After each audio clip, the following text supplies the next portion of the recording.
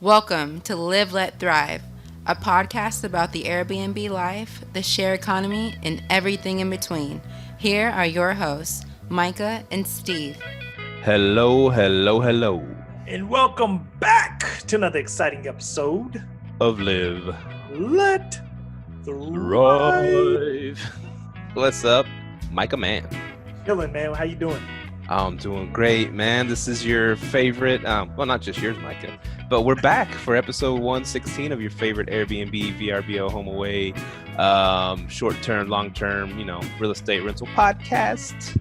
Yes, And how you feeling, man? How you been? I'm good. I'm really good because we have another special guest with us. Another one. Yeah, another special guest. Gina, I don't want to butcher your last name. So I'm going to let you say the last name. I'm going to say the first name, Gina Ehsani. Ehsani. I knew that. I forget. Yes. Okay. And PJ Ehsani. Yeah, and PJ Ehsani. Yes. Yeah, give it up for the dynamic duo. Hey guys. How y'all doing? Good. Glad to be here. Oh, sweet. So where are y'all located? We are in Vegas, Nashville. Nashville. Bachelorette capital. The hustling capital. Nashville, I hear, is the hottest market out there right now. How close are you to the Smoky Mountains? 2.5 hours, I think. Sevierville. Yeah. Sevierville. Sevierville. There, that's the one. Really? Yeah. Yeah. So those two are the top markets. Actually, I was just reading something the other day that Nashville and Sevierville County are the top two places for 2020, or some of them. Yeah. Oh, nice.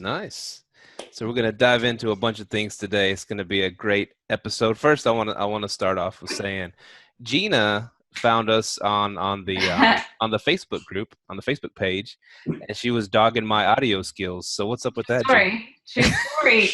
Dude, I was driving in the rain here in Nashville. Traffic is horrible. Sounds like a country song.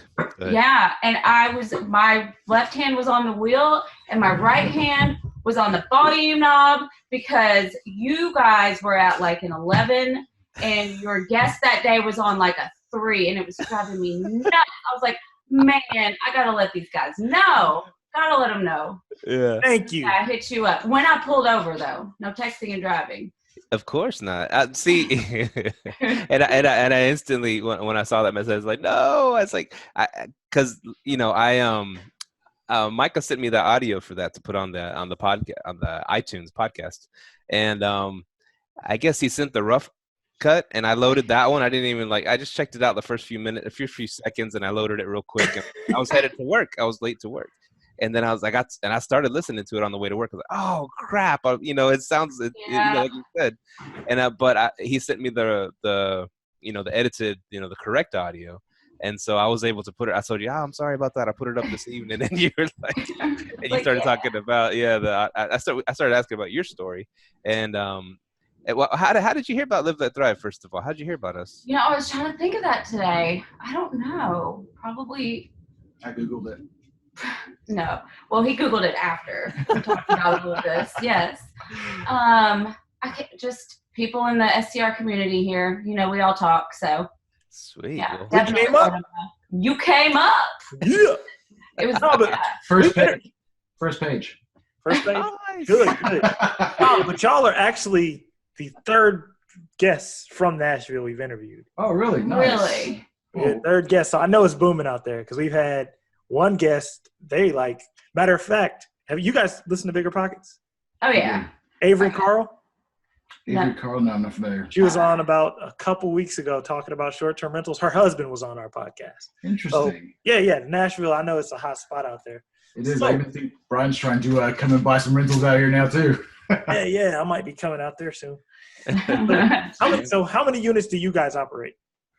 Well, from a property management perspective, we're operating 5, and I've got about 12 that we're about to take on. Yes, and I think Gina will talk from the other side of the business. And as far as the cleaning and maintenance, we're at about 50 properties. Some are, it's a lot. It is a lot. Some of them have more occupancy than others, so we're not doing like 50 a week all the time, but client base is right around 50 properties. So I'm assuming you guys have your own cleaning company. That we do. And the property management. 2 different LLCs. 2 different LLCs? Same What's the name of it? 1220homeservices.com. Okay. So And- if you're in Nashville area, you know how to get your properties clean. Yes. So 12/20. How did you come up with that? That is our wedding date. Oh, December nice. 20th. Yes. That's my So, sister's birthday. Beautiful. Yeah. Oh, that's Nice. funny. Yeah. So it's got a little significance there. Always That's keeps dope. you grounded, you know? Mm-hmm. That's a Nice. good one. That's a good idea. I never Thank thought you. that was creative. I like that. See, I got 12. married on 4/20, so I could use Oh, Yes. nice. Oh, man. That's a good one. that. Oh, yeah, that would be a It'd good be a great one to get married on, right? My brother and I got married on 11/12/13. Ah, that's dope. So, That is awesome. so y'all, I want to know about their business model real quick. Yeah, Business explain y'all's model. business model. Because y'all do the setups and the cleanings mostly, right? You do the setups and cleanings and maintaining them. So how did y'all get into that specifically instead of just buying one and doing your own at first? Right. So we have two different companies. He runs Ehsani Properties and I run 1220 for sure. So like that's, from a home perspective, that's where we're at. Now, as far as the, cleaning and maintenance, we do a lot of setups, but most of the time we come in the point where, the owners or the managers, they need a cleaning company. And then we get the phone call. We're on a referral basis only right now. But yeah, I mean, our specialty is quick turn. So, we're going in, we're doing the laundry, running the dishwashers, we're, making the beds, all that good stuff. But I think what separates us from the rest is that we also carry DeWalt tool bags. So if there's repairs and things that need to be made before check-in, that's what we do. We're up here putting up a curtain rod or, fixing the bottom of a, dining room table or, Toilets. things like that. Toilets, Lord have mercy. Yes, toilets. Bless them. Yeah, I mean, so basically on the day-to-day, that's what we're doing between 10 a.m. and 4 p.m. We're clean houses. and how big is your team to get all that done? 9 people. 9 people. Wow. Yeah. So on average, like how many, like on a weekend, I know your biggest checkout day is probably like on a Sunday. How many cleaners do you get? Sunday. Let's see, this past weekend, I think Monday we were at 23 units. And you That's a handled that lot. with 9 people? They're amazing. Absolutely amazing. Yes. Time management is key. Time management, knowing what needs to get done. We really just need to get the homes back into, check-in ready, sure, but, what they look like in the pictures, what the guests see in the pictures. That's our goal at the end of the day. And I think, to add to Gina, she keeps them already really clean in this, the standard that she set. And so generally most of the people leave them fairly clean. It's usually the bigger parties that might, need a little bit more time in that cleaning process, but also the process and the, I don't know what you want to call it, not the Our standard. little system that Yeah, we your have, system. Yeah. everybody does the same exact things in the same order. So that makes it a lot easier. There's a lot of tricks to the trade, and a lot of things that we ask of the homeowners up front or the property managers. Like, you got to have the microfiber sheets. You got to have stain remover and bleach on hand. Like these things are key, Oh, so you've negotiated for them to have that on deck. Absolutely. This is your investment. We're running your investment while you sit in California. Right. And we're cool with that. But you got to meet us halfway. We got to make sure we leave some cleaning supplies out for the guests so they can clean up after themselves. These are our people. You know what I mean? Like, I go to Airbnb, I'm going to clean up after myself. That's just who I am. And most people in sharing economy are happy to treat your home like theirs when they are on vacation. So we like to encourage that. Everything from brooms and mops to, spray bottles under the sink. I mean, we even go as far as for those glass shower doors, having a squeegee inside of the shower for guests to use. Suggestively. Man, Yeah. I like that business model. So what kind of markup can you do, or how much more can you charge because y'all do the maintenance as well? It's included. A flat No, fee. I'm talking about you keep, your filters and your batteries and your bulbs in stock so we can do that. So I'm not calling the property manager, hey, the sink is clogged, or, little things like that, or the toilet seat's rocking, you need to come fix it. I'll get a dime out of my pocket and twist the bottom. Like, this is not rocking. Okay. Come on. So small maintenance, not just nothing crazy. But if there's call outs, there is a charge for sure. Yeah. Okay. And how much is your percentage? What do you mean? Like your management percentage? How much are you charging for management? Oh, so that's my side. Yep, that's 18%. 18%, and you do all that? Yeah. Well, so now keep in mind, we're siloed. So Right. he does the property. He's doing the guest communication, the booking, all the algorithms and things like that on the back end. He's a tech guy, more or less, Right. and smart home and all that stuff. That's his gig. But me and my team, we're boots on the ground. Right. So on site, and I do all the rest of it basically in the management. So what systems are you using, PJ, to handle all of that, to handle all the messaging and all that? Sure. So one of my favorite ones, I think, for every especially new user of Airbnb trying to automate things, is Smart B&B. Yes, great, great, great, and it's continued to expand its offering, which I've really liked. So Smart B&B is definitely one. We use Hostfully. I'm not sure if you're familiar with Hostfully. That's a property management system, but it also has a guest book component. That's what they're known for. Right. Is the guest book component. And they bought out a company called Orbi Rental at one point. They bought Orbi? Yeah, so they bought Orbi. They've melded that with their guest book kind of systems. But what I liked about theirs too is the amount of integrations. They do a lot of third party rather than trying to give you their own. Also, what was it? The virtual concierge, which is something that I'm quite a big fan of. Using our Alexa and our smart home to interact with the guests. So virtual concierge is something I'd use. QuickBooks. QuickBooks helps because it integrates, and to make our lives easier, that's a big part of it. Integration, Avalara, automation. Avalara for our tax compliance. That's a good one, especially in Nashville. We have a lot of taxes. Yes. Really? See, and this is my question. See how you have everything systematized to where you pretty much, like, what does your average day look like, PJ? If you got all those systems in place, what's your average day look like? So reviewing the bookings for the day or the cleans and so on, making sure that she has all of her information. I have my check-ins and check-outs, making sure all the pricing is the most important. I constantly check my pricing every morning. We use Price Labs for that. We have used Wheelhouse in the past and Beyond Pricing. They all have their advantages. And Price Labs is kind of what I've been playing with for the last 6 months. And so we do the pricing. I like to go and check all of our smart home hubs and make sure that they're all connected through the computer. Make sure that the lock codes are correct or they've been deleted from the last person, because I have that automated as well. So that'll do that part, and then we're kind of checking on Gina and her team, how the supplies are looking and what QCs we need to go and do if there's been gaps between visitors. Stays, right? 3 days or more, we go QC a unit. Right. Or just surprise QC. Y'all are a damn power couple. I love it. Yeah, we love this stuff, So is this y'all's full-time gig? Yes, that's what I was going to say. Wow.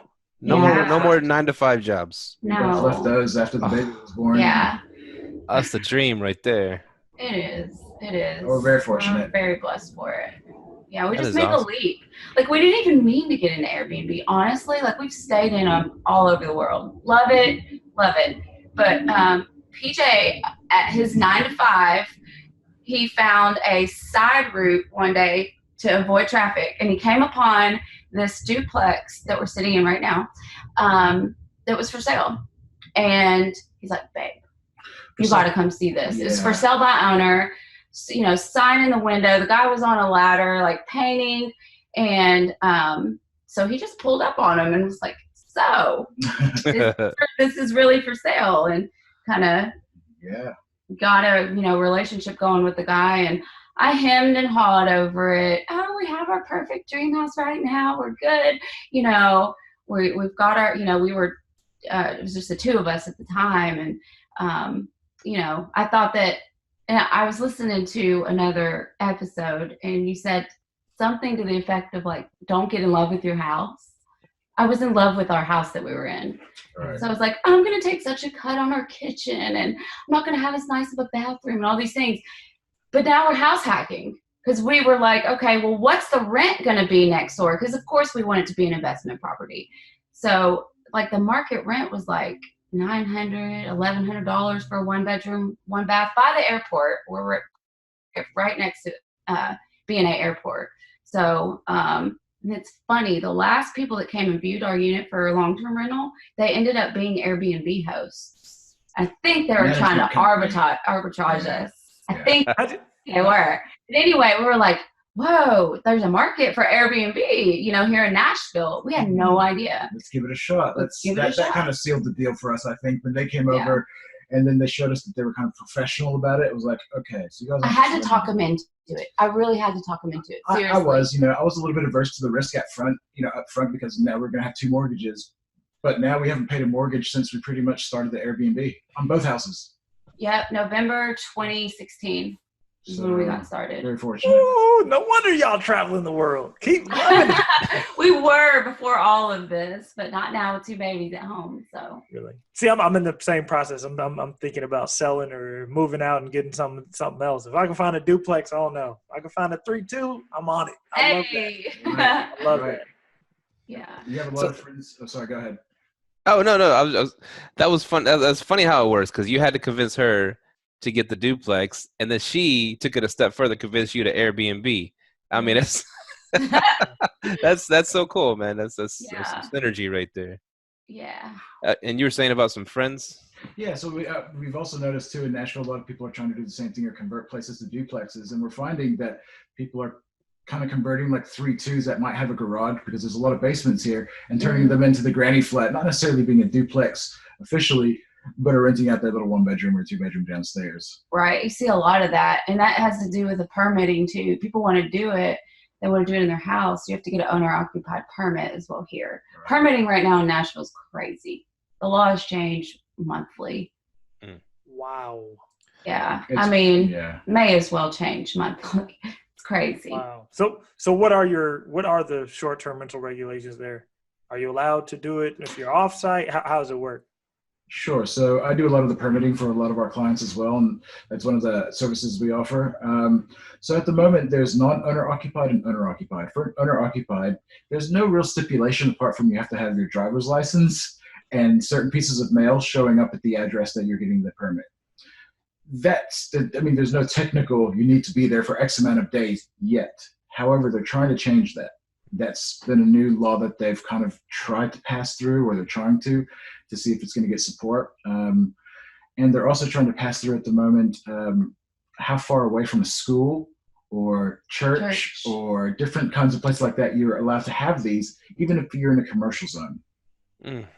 And they're really trying to avoid residential zones, whereas at the moment, you can get residential zones, and then they recently changed that to residential with 20 plus, units per acre, whatever it is, that zoning, and so it's changing, like she said, a lot. For an owner occupied though, you just need to have your driver's license and reside there like we do for the most part. Yeah, pass fire marshal inspection and. Yes, of course. Yeah. So real quick, I'm gonna go back to 2016. Y'all started this, right? Mm-hmm. And when were you making like enough money to just, hey, let's just do this full time and quit your jobs? 2018. So in 2 years of doing it, you were able to quit your jobs and just support yourself on the Airbnb and the business that y'all set up. Yeah, and it was really when we kind of networked with a couple of real estate agents that are actually into the short-term rental. That we just chatted and they kind of saw what we were up to, and then they asked Gina, hey, you said you had some friends and you do some cleaning. Would you like to try this? And hey, you guys do an Airbnb management. Would you get this guy's permit for us? And then, and it just kind of grew from there. Corporate rentals too. Corporate rentals. That was one thing that that we helped people with that couldn't get their permit because of the zoning. Or the HOA. So yeah, that was another thing is the travel nurses. I know you guys have heard a lot about that. The travel nurses are in Nashville. Yep. Yeah, I was going to ask, how is that market out there? Is there a good market for it? It's pretty good. Although it's funny because there's this conversion going on for people that are not able to keep their permits because things are changing, or they just don't want to be in the gray area. yeah, they've gone, but they're not getting, it's funny because the rental market here is so hot. Like rent is stupid high, but they're going from being an Airbnb host to then being a short-term, basically landlord, 13-week contracts. So those, you have to kind of, you've got, the nurses over here saying, hey, I only want to pay $700 a month for your 2-bedroom. And then you've got the owner over here that's like, I need at least $2,000. It's fully furnished. There's a backyard. So there's this, I guess gap there. So you really just have to just play the game. This is what you're getting. You can bring a friend if you want to, bring your dogs, so yeah, it's here. It is, but I think a lot of people are, sorry, go ahead. No, go ahead. A lot of people are getting sticker shock. When they come to Nashville, they're thinking it's going to be less expensive, and then they see what the houses prices have jumped to or the rental prices, and they're almost on par with places like LA or New York. Our hotels are more expensive than LA. Wow. Yeah. That's nuts. And you alluded to it earlier that y'all set up places for people out of California. We do have out of state owners that we work with. Mm-hmm. Okay, so how do they? Okay, let's say I'm from Compton, Texas. I'm hitting you up. Okay, I found this cool house. I don't know. I'm gonna pay like $250,000 for it. And good luck. Okay. Let's try 375 and then we'll talk. I found a shack for I'm just kidding. All right, so 375, and it's, what is it, a 3.2? Really? Serious? Like, God. Maybe no, it's in Nashville. You're probably looking about a 3.2, 2.5, 3.5. That, yeah. Okay, yeah. So I find you guys. I don't know. You said word of mouth, and hey, how much? Okay, walk me through the process. I'd love for y'all to set it up for me. So, how much is it going to cost me? What are we? How much is the furniture? Yes, set up your process. How you get all this done for somebody. He'll do the front end. Yeah, so I think we come and meet with you first of all, kind of once you're going through the closing process, and start to speak with you a little bit about what we can offer you. We kind of give you a sheet of all the different services, because we are kind of a la carte. We understand that everybody's involvement is different and what they want to be involved in terms. Some are completely hands-off, some are really hands-on, some are a little bit of both. So once we kind of sussed out what you want in terms of the services and your level of involvement, we then get with you after the closing and we start creating a plan and a project. Are you going to be sourcing some of the if you're going to go live, as an example, we're going to do your go live service. We go through the design process. This is where Gina kind of comes in and I am not a designer, though, I'll be honest. Like, what I do is I try to keep them very business minded, because it's really easy, for the wife or the sister to come in and say, this is beautiful. We need to have this. We need to have all this glass and mirrors. And I'm like, hold on. There's best practices here. This is a rental. Rule number 1 of short-term rentals is don't get in love with your rental. So, because if those things break, you're going to be very upset. So yeah, I mean, we encourage them to have some say in their experience, because that's really what this home is. It's going to be an experience. But kind of leading them in the right direction. Right. And having stuff that's going to be form and function. And so once we kind of go through that stage, I'll start setting them up on the back end of what type of listings they want, what type of platforms are they willing to go onto. I also do use AirDNA to kind of give them a rough idea and a report of what they could be getting. We're not a crystal ball. We don't, we're not going to tell you this is exactly what you're going to get, but we kind of give you a guide. And from that point, we start to understand what your goals are, as an owner. What are you looking to get out of it? What's your return on investment look like? And always have a pro forma. Yeah. And kind of go from there and figure out how that's going to work for you. From that stage, as we start going through the process of buying all the furniture, sourcing all of that, the assembling, and so on. That's when we get out our handy dandy tool bags. Absolutely. So that's when our team really comes in and shines. We're mounting TVs and, hanging art and assembling those blasted platform beds, getting in all those heavy foam mattresses and placing all that together, putting the kitchen together. That's That's what we'll come in and do and get it cleaned up for photography. Yep. And so we also use our own in-house photographer, her brother-in-law actually, and he's done a lot of real estate shoots for us. And we also now offer, as we found a lot of people want to have the ability, let's say that we decide to go separate ways or they want to do something else, to either purchase the listing and all of the background, so we normally host all of their information, and that's under ours because that's under our account. And it's since we're the property management business, we it's our intellectual property, as it were, because you're using our status, superhost status, and so on. We have found that other people are happy to pay a little bit more, but have that have the ownership of it. Yeah. So it's kind of a new thing for us because we didn't really know it was a thing, that people wanted to have that out, if you will, and versus like having to rebuild your listing and your platforms and all of that, to have that ownership. So it's definitely been learned as you grow. Learned that, I guess, in the last 4 or 5 months. Yes. So have you guys run into issues where a lot of owners are going out on their own saying, hey, I want to do it myself? Or, you know what? Yes, I work with probably 40% owners, like self-owners that do it. They are, they have their own Airbnb account and they really just only want cleaners. And, I'll let them know. Sometimes we pick up management accounts. They know that PJ is a property manager.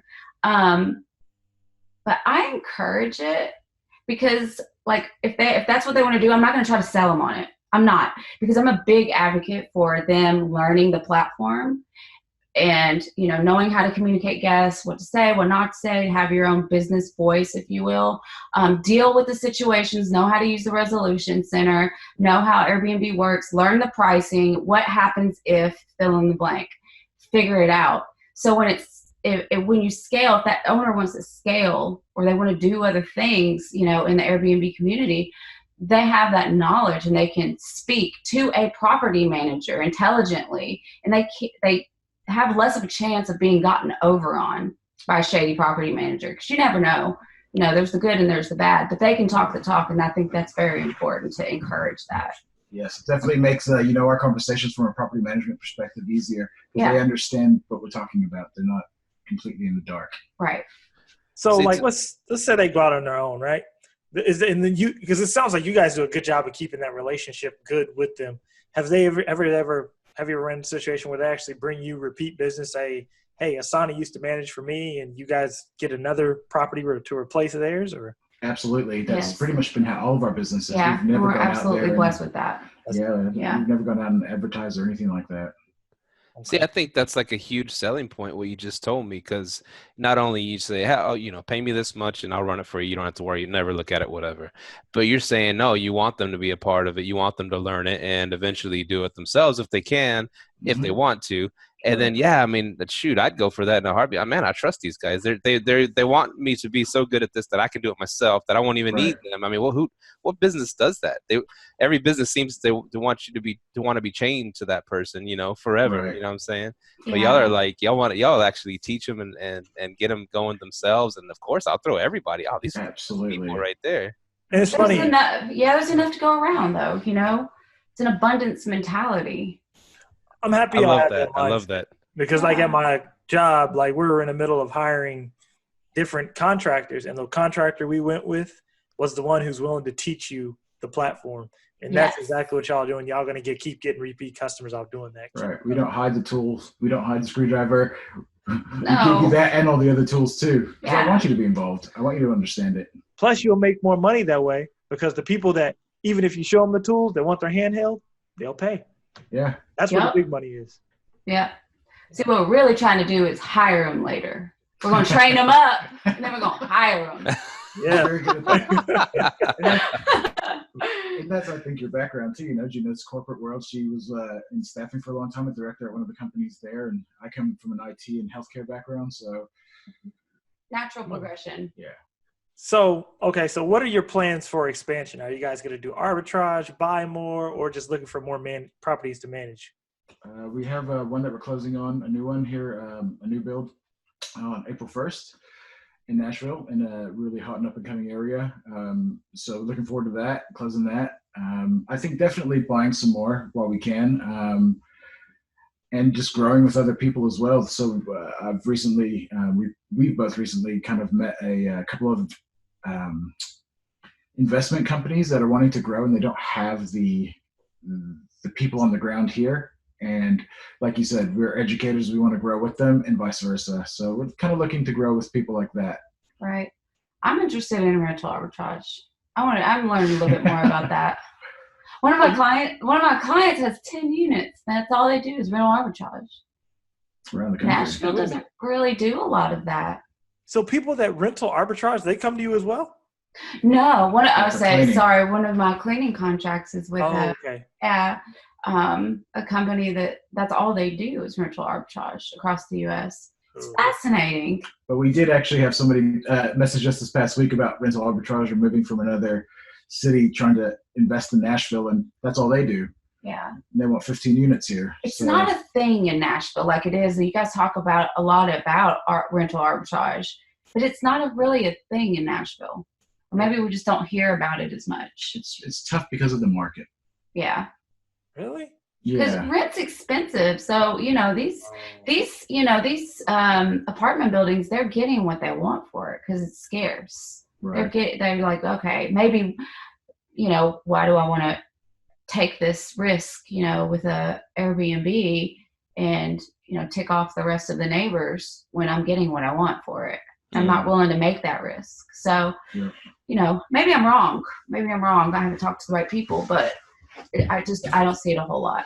Yeah, the thing about it, it's just rental arbitrage. It's a pure cash play, but you get it so fast off doing it. It's crazy. Right. That's what I'm hearing, and I think one of the points that Gina was making too is it's the amount of money that people are, I guess, having to outlay versus how much they're going to get back once all the costs, are accounted for and expenses isn't as much as you might make in other cities.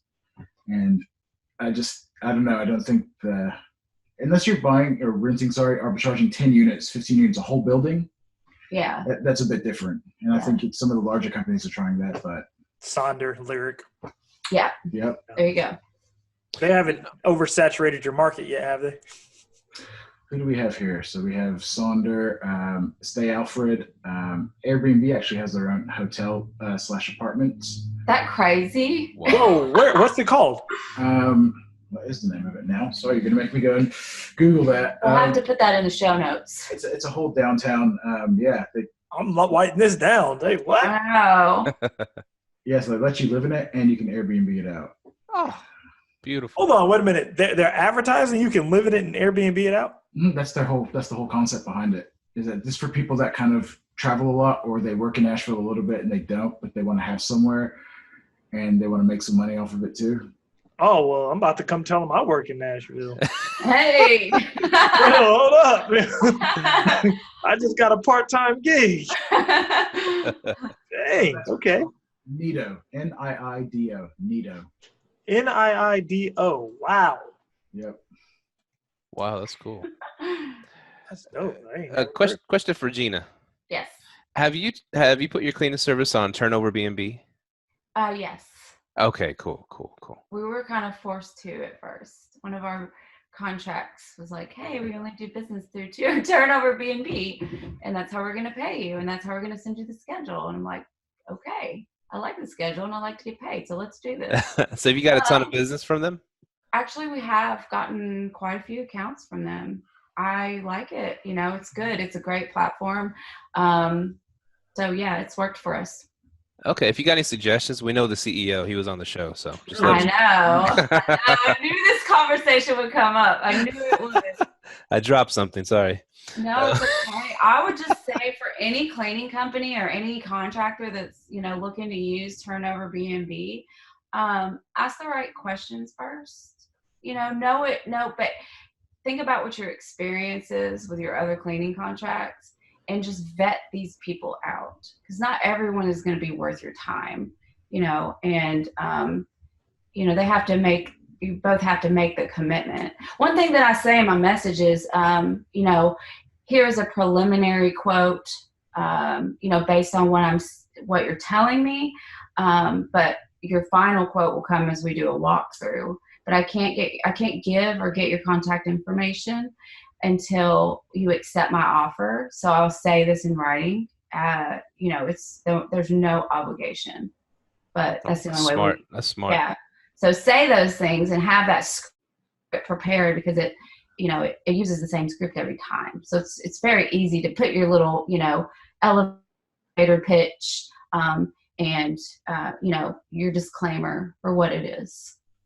Yeah, because I'm sure some people hit you up. Oh, it's a little bitty 1,500 square foot house. You probably get it done in no time. Yeah, that's what they think. They're all the same too. It's so funny. Everybody has had that same like template, like welcome message, or like this is what I'm looking for message. Yeah. So, but you're right. To your point too. Not every short-term rental that's a 2-bedroom, 2-bath is created equal. Some are furnished more than others. Some have more hospitality than others. Some are 2-bedroom, 3 stories. Some have 18 bunk beds in them. It's not the same. They're not the same. Sure. I'm serious. Wow. They do heads and beds in Nashville like crazy. Mm-hmm. So, but yeah, they're not all the same. So we don't have standard pricing. We don't. I've got to put my eyes on it, and I have to put myself in, our cleaners' shoes. Like, how much time is this really going to take them? How many stairs are there? What kind of mattresses do they have? What kind of sheet sets are they going with? What kind of, bed tucking do they prefer? There's so much to it, and what kind of supplies do they have that they set out for the guests? Where is their supply closet located? Does it make sense to have it located there? Am I going to have to ask the owner to move it? So there's a lot that goes into our pricing. So when are you guys coming to Texas? Let's go. They're worldwide, they said. Worldwide. I will work anywhere that my kids can come to. Right. We all got to be kid friendly. Whereabouts are you guys based again? We are in the DFW area. Oh, nice. Yep. Yeah, Been there quite a few times DJing. Is it Deep Ellum? Oh, yeah. Where you at, the Deep Gas Ellum. Monkey or something? And so I have to have a look at the places. The Bomb Factory, maybe? Somewhere around Deep Ellum. Some of those places up on there. There's another wall on a corner that had a lot of street art. Down definitely Deep Ellum. What was that truck yard? I love that place. Oh yeah, that was cool. The truck yard, place to eat. It was like a outdoor. Where it looked like a junkyard, but it was actually created to be a place to eat and drink. They had a beer garden. Yeah, it was really nice. Yeah, I'm definitely talking about Deep Ellum. Yeah. Deep Ellum. Yeah. Yeah. That's cool. So y'all could travel to other spots and set up houses?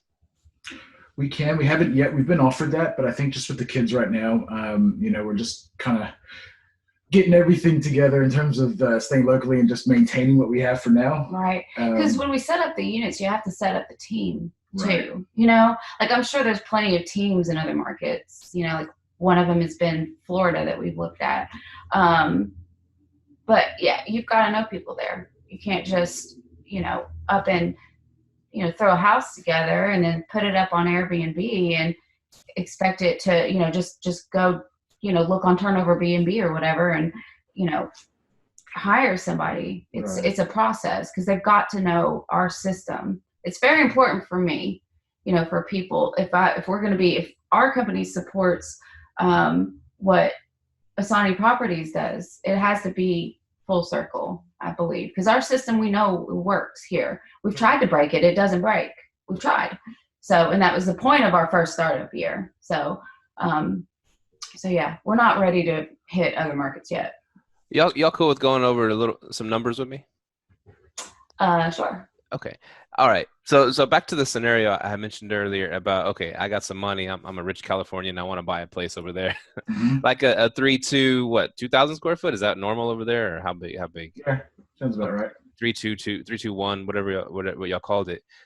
So I guess y'all got to go to see the house, and let's just say like a typical job. How much does it cost y'all to furnish the place? Where do y'all get the furniture from, and how much do you charge on top of that for doing all the work?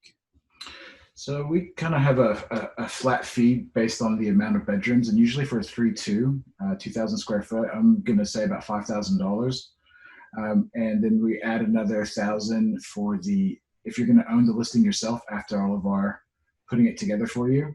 The only things that you might pay on top of that, depending on the level of photography you want. But sometimes we cover that as well. Again, it really depends on what other services that we're going to be doing. Yeah, that's a hard ask because everybody is different. Like we've had to really, kind of cater the pricing as far as the upfront stuff that, that he does, the go live service.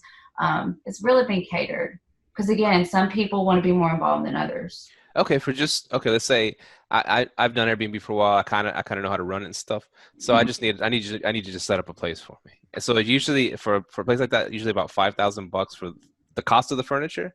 So that's not the cost of the furniture. That's just okay. It's just our services, and I apologize. I should have been more clear with that. Right. For a 3-bedroom, I think we're running between, depending on the level of furniture and quality that you want. Some places prefer nicer furniture, like we're in $1 million place at the moment setting up stuff. Very high end. They probably spent $30,000 or $40,000 on furniture. I think our average is about 10 to 15, is we can get away with nice stuff. Yeah. And I mean, we usually use a list now that we've kind of curated over the years on Amazon. And I mean, we use Project 62. We use Ashley Signature Furniture, a couple of the local, like Southeastern Salvage, places like that, that we kind of have a... Nashville Furniture Co. I'm going to plug them real quick. They're amazing people. Nashville Furniture. Yeah.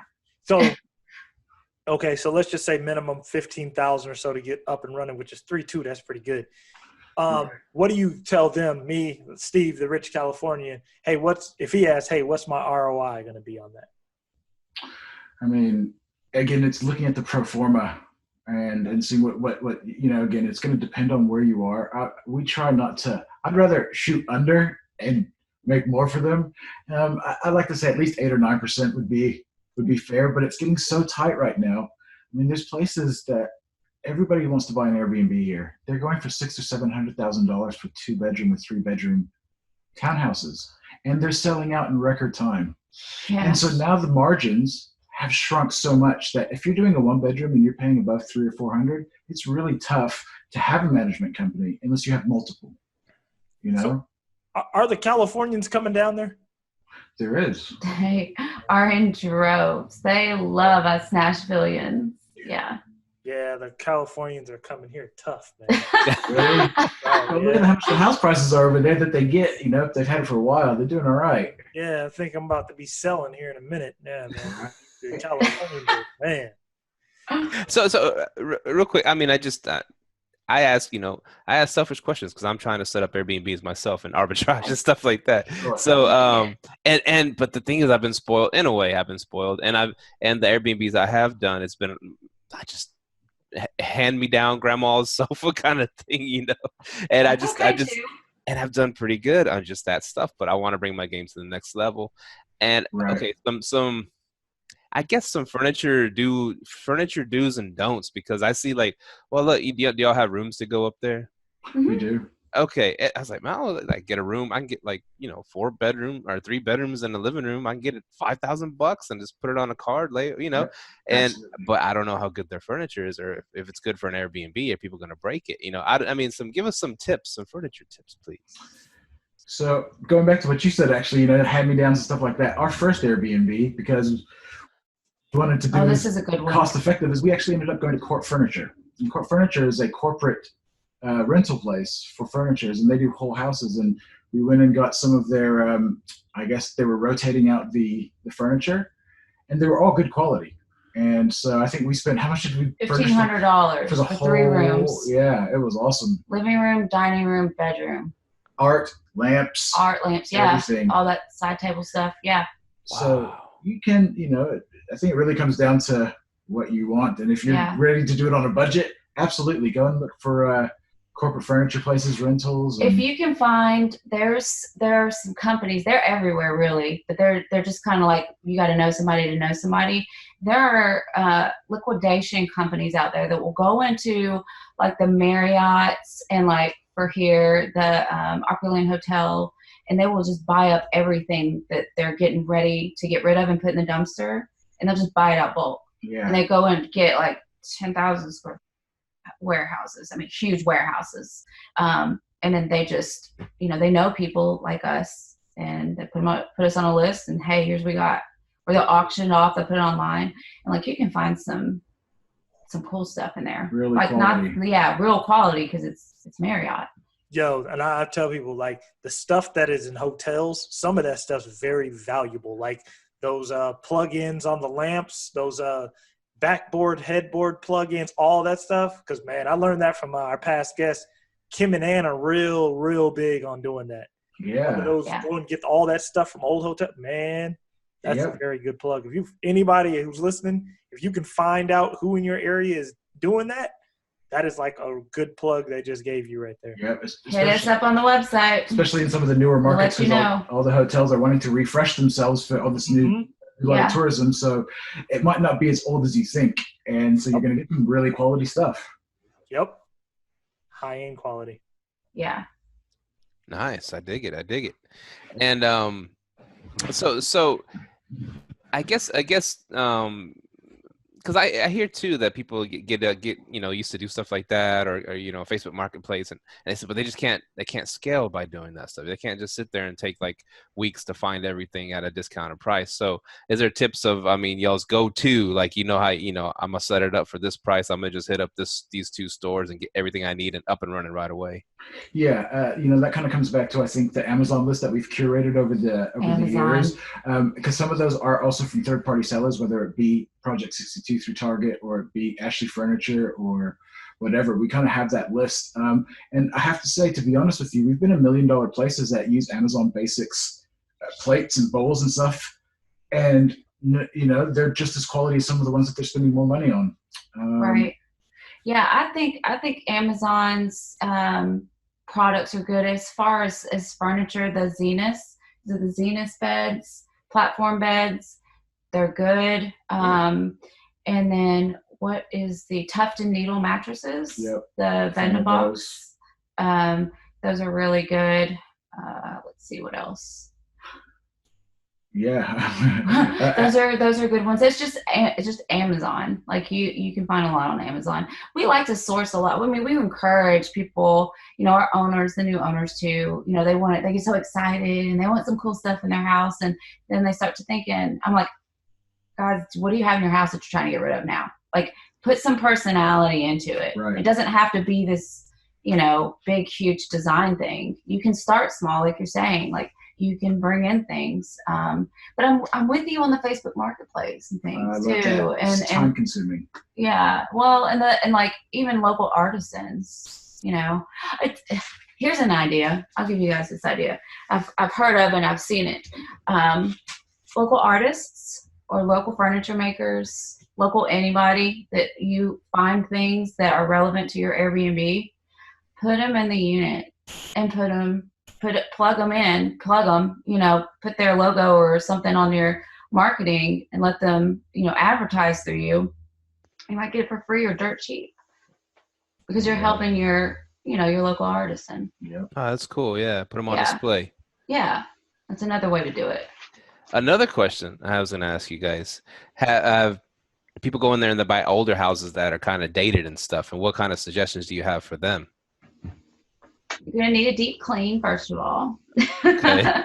You're going to need to get your floors shiny and your windows washed. I think it's the same as far as furnishings. I don't think I would give any tips to owners of, homes built in the 50s than, built this year.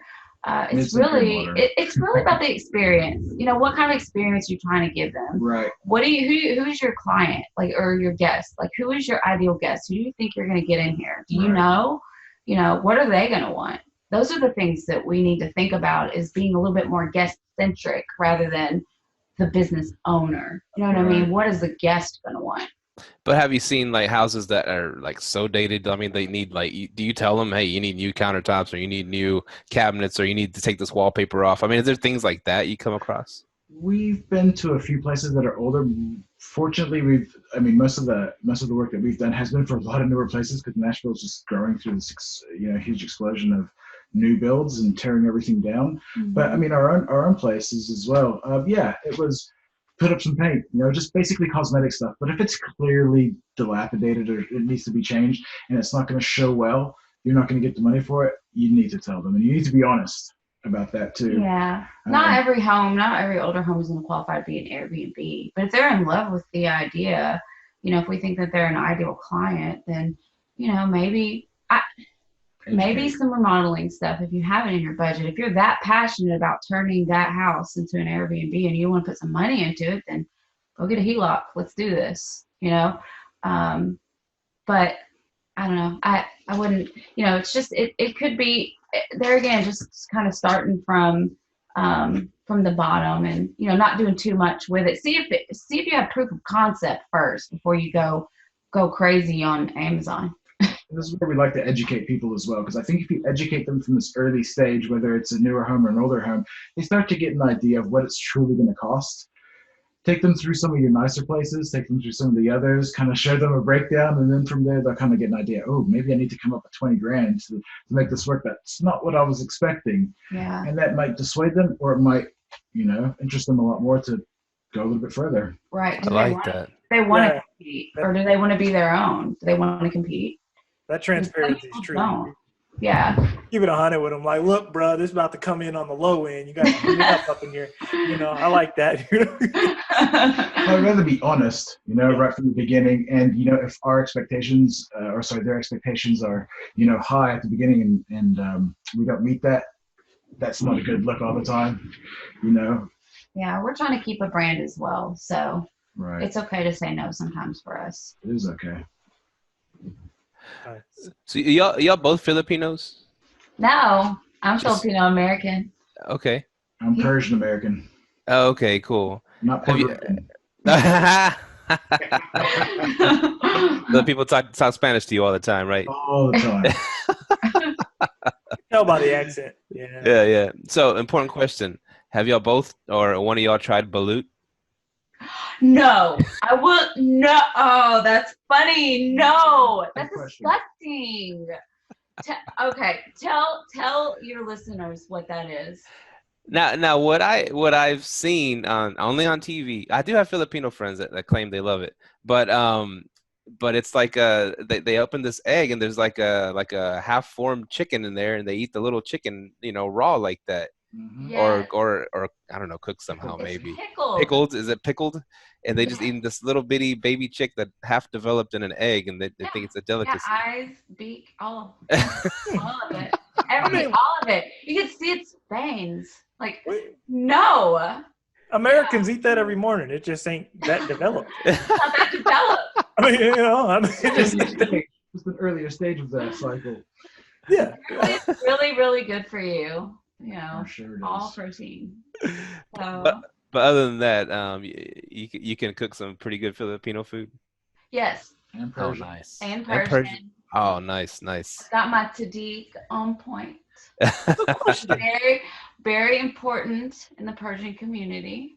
So, since you're Filipino American, have you outsourced anything over to the Philippines yet? I'm going to do that tomorrow at 1:00 Central Time, actually. Upwork has got me hooked up. So Yeah. Yeah. So everything we do is ran through the Philippines. Really? It is, yes. Yeah. Yes. Everything I do, like podcasts and all that, ran through the Philippines. Nice. Oh, that's what you're saying. Nice. Yeah. Yeah. I'm excited about it. I've been able to communicate really great, so far with the people that I've hired. So I'm paying $5 an hour, right? That's what their pay rate is.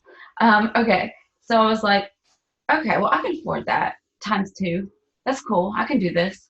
So what I did is I put together this list of things. Like, I need help scheduling. It's such a time suck for me every day scheduling our people. So I'm like, I got to fix this. So I'm like, all right, I'm going to put all these things down. What I'm going to do, they don't know I'm going to do, is I'm going to pit them against each other and see which one is quicker. And which one has the best response time and, can chat with our contractors if needed. That has everything that we're going to need. So maybe that's my staffing background, but I want to see who works.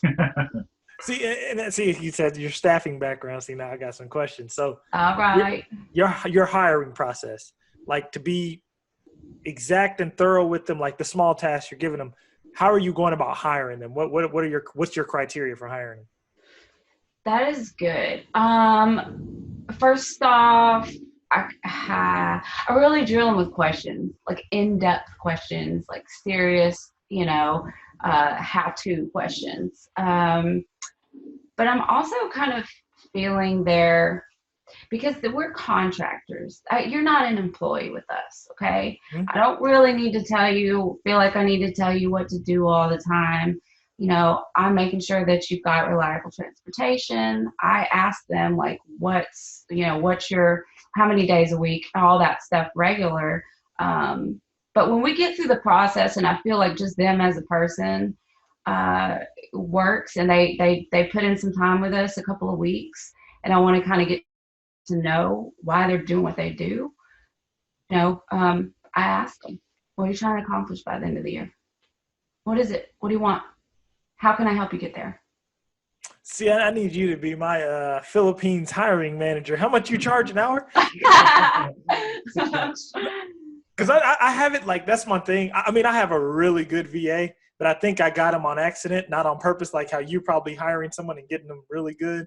I mean, I send, mine's so easy. I send like this entire thing, my job responsibility as I want. So pretty much you could come in and say, yeah, I know how to do that, but I'm not good at getting in depth, like your work and all that. See, I need training on that. I got you. Okay. Because I'm good. Like I got a good one, but you're probably going to have a better one because of your hiring process. Now, this is more or less with our cleaners. Like I've not yet to actually work with VAs yet. Mm-hmm. So that's actually starts tomorrow. But with our cleaners, it's really important. And another thing that I say, and this is really, really important when you have people that are working with you, I say with you, not for you, like on a weekly basis, is I'm straight up with people. I'm like, look, we're going to be friends. We're going to have two relationships. We're going to be friends and we're going to be business partners. We don't have time to be chatty Cathy's while we're making beds. Okay. We don't have time for that. Put your game face on. This is time to work. But after work, we go have drinks, coffee, whatever. We'll hang out. We'll talk shop, or we'll talk the talk. But when it's time to work, that's a different. So for me, if you can communicate, if you can live like that, with this business, and then know that the personal is outside, then you're going to do really well, because we're at a time crunch. Look, I say we had 20-something properties last weekend, one day. We don't have time for it. So, but I still care. So that's important. What are some other things? Our cleaners, they bring their own cleaning supplies too. And floor supplies and things like that. So, I believe that their starting pay is well enough for them to be able to afford that. See, y'all have some really good systems I need to get better at. Like, you're friends with them and stuff. I'm like my VAs. I'm real cool with them because I don't have to talk to them. I just talk to them through chat or something because I'm a real live introvert. So like, I need to get good at that. Like, I kind of have that Bill Belichick thing. Like, I'm just going to use you for what you're worth and then bring the next guy in. So I need to work on that. So yeah, I definitely need to be talking to you in the future. Y'all have a good setup. And there's a fine line too, there's just a fine line. You just have to figure it out with people. Because this is a people business at the end of the day. It is. Our people care about our guests. Like our team members, they really care about our guests, like what can we be doing different? What systems what can we tweak? It's not just a job. It's not like, and like I said, we're trying to get to end goals here for them. Mm-hmm. I mean, the guests are going to come and they're going to go and we're going to turn the units exactly the same every time. But what is that energy going to get you at the end of the year? Wow. I like it. Dude, I got to sit down and hire you guys for like an hour of your time. I'm changing my life over here. We got them right now, an hour of their time. Ask them all you want. In depth, but yeah, I like that. You guys are killing it. I love it. All right, we have to tackle smart homes, PJ, and so tell us all about what you use, why you use it, and why it's so important. Sure. So I guess we'll just start with why we use smart home stuff. And I think the most important thing from a property management perspective and an owner's perspective is saving costs, saving money, but also having the ability to check on your investment and make sure that extra people aren't staying over in your place when you've only allowed 4 guests and they have 8 people in there having a party. Whether it's using noise aware to check that. Smart locks, I like Slage Connect locks to automate that process, because you can use third-party companies that are expensive, or you can go and find some software that you can install yourself and do it yourself, but it allows the owners, as an example, to kind of go in and check themselves too, and it gives some accountability, one, to yourself and to your team that are working there. So it's a bit of an HR tool, and yeah, it gives the owners the sense of they're in control of everything too. And I think most people that have 1 or 2 properties like that. So from that perspective, Slage locks are great. What else do we got here? Well, Ecobee, yes. Nest. I was a huge fan of Nest for a while, but since Nest kind of tightened down and went Google only, we've been using Ecobee, which I find really great as well. Now that it integrates or has Alexa as part of it, the Ecobee 4 and 5. So you can use Alexa, which we do, to do everything from the guidebook, instructions. Virtual concierge is the program that you use with that. Turning on and off the lights, which is cool. Yeah. I mean, there's a lot of home automation that you can do with it. No, real quick. See, I'm kind of a novice at the home smart home stuff. Yes. So, and people, I just barely got this little Google Home thing, whatever. They gave it to me free because I had Spotify. It's kind of cool. But is there things you can do with that stuff, set it up all these questions that you could think a guest could ask? Could they ask one of these smart things? Hey, where are the blah blah blah, and it could answer your question? Absolutely. That's one of the biggest tools for us, is that virtual concierge. And I suggest I'll send you guys a link, because they're their own company, and they have made Alexa and the hosting business so much easier and less time consuming when it comes to having to chat about these little things like, what's the Wi-Fi password? Where is this or where is that? Or reporting damages and needing to get in touch with somebody. Alexa can call me from Alexa and let me know, or I can speak to the guests only when they need to. So it's kind of going through the system, do you need this? No? Okay, give them this information. And it's really neat. It really is.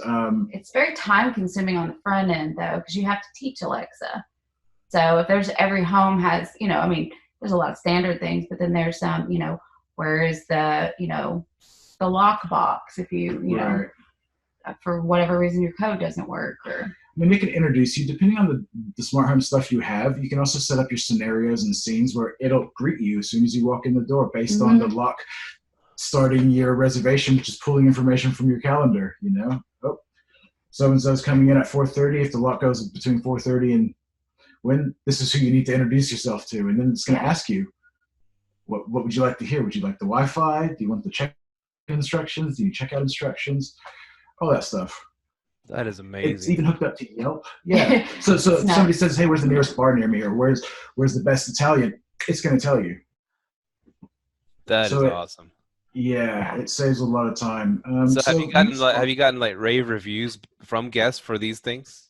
We have, and that's kind of been our point of difference with a lot of other Airbnbs, is that we have this ability to first of all have a smart home, because people think it's kind of cool if they don't have one at home, to say turn on the lights or turn on the Fire TV or this and that. And so that's a point of difference, and adds to the guest experience, I guess. Yeah. And I mean, I think it's pretty neat. Well, and then also, I think it's important, like you said, protecting the investment. There's ways that, you set up the Ecobees that can sense movement, temperature. What else do they sense? Yeah, so movement, temperature. Again, just for cost savings. Yeah. If there's nobody in the house, which a lot of people, I'm guilty of this myself, when I've been somewhere, I leave something on because, hey, it's not my house, right? Yeah. So sometimes if it doesn't sense a person is in the room for a certain amount of time, it might turn the air conditioning up or down, or Oh, that's so turn the lights off. Based on checkout and check-in times as and well. check-in and check-out times, right? it pays for itself then. Oh, That it definitely. Definitely. Smart Things is the hub that kind of ties everything together. And it's it's probably one of the least expensive hubs and probably the best working ones that I've used. And, we've been through a few different ones to kind of see what works the best with as many different products. And really what we're using now is about 2 or 3 years worth of trial and error.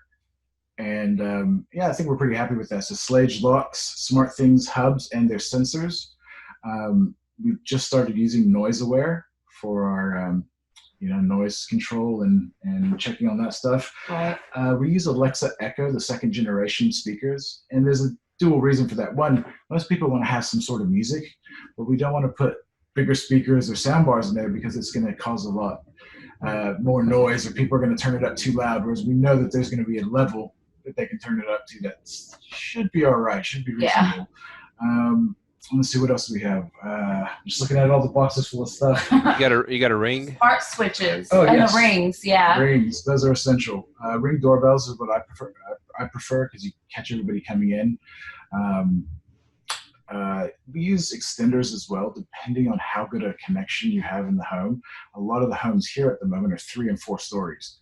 So we're finding that we're having to put a bit more than just your little small TP-Link extender. Yeah, and the switches. Oh, smart switches too. So I started with the light bulbs because those were cool because of the different colors, right? You just plug it into the lamp. But they're so much more expensive when you have to do a whole house full of them, and most of the newer houses are using the halo lights. Mm-hmm. So to have a switch that can control the whole house, or certain groups of the house, has been a lot more effective and cost effective as well. And you just put them on over the existing. It doesn't need any extra wiring. You can do it yourself. So one question I have about the Slage locks. Yes. Aren't they only Bluetooth? No. So there's 3 different types. There's the Okay. Connect, which is Wi-Fi. There's the Sense and the Touch. The Touch and the Sense were Bluetooth, and I think one was on strictly Wi-Fi. To really use this Slage lock, the Connect one, you have to use Smart Things or its own hub. Okay. And the Smart Things hub is really, again, the heart and the brain of all of the smart home connected stuff that we use. Does it integrate with Airbnb and the rest of the apps? So the apps, it doesn't specifically. You have to use a third-party app, which is one that I've kind of found. It's called Our Boys, and if you can copy and paste programming code, you can pretty much save yourself a lot of money, and it can do that, and it pulls from your calendar automatically, and will automate your check-ins and checkouts and codes. And yeah. Wait a minute, I think I have you. Mind blowing. You might be necessary for a project that I'm working on. You're a coder?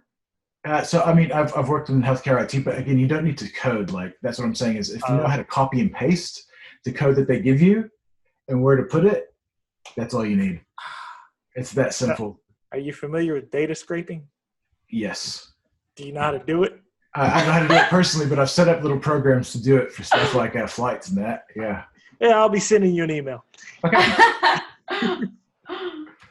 Yeah, that's nice. So do the the owners, do they get to look at the cameras too, or do you give them Absolutely. Yeah, totally. Absolutely. We want that. We want them to be our extra eyes. Right. I mean, they don't like the notifications all the time, especially, for instance, I'm doing the 12 units that we're looking to do the property management as well. I'm doing their full smart home setup. And for them to kind of create that dashboard for them, or one place, Alexa and Smart Things are the 2. But Alexa can do everything that Smart Things does. It can also do that dashboard. I found on the web. There she is. Stop. Yeah, it's the first time we've interviewed an Alexa. That's pretty cool. Yeah. And since they've actually brought out the Alexa, the screens, Echo Show and the Echo Show 5 and 8, I've started using those because it also gives you the visual. And people like a visual when you're asking about where things are, or show me the top places for X, Y, and Z. That's been very useful. That's next level, man. That's amazing. Yeah, I've been waiting. I think we talked about it in the past, like the Airbnb smart home game and where it's going. It looks like you guys have already hopped on it, man. Thinking for the future. It's been fun. Yeah, I think it's for cost savings, really. But yeah, it's been nice to learn. Y'all Yeah. the modern day Jetsons over there, man. So this has been a great interview, man. We covered a lot of things.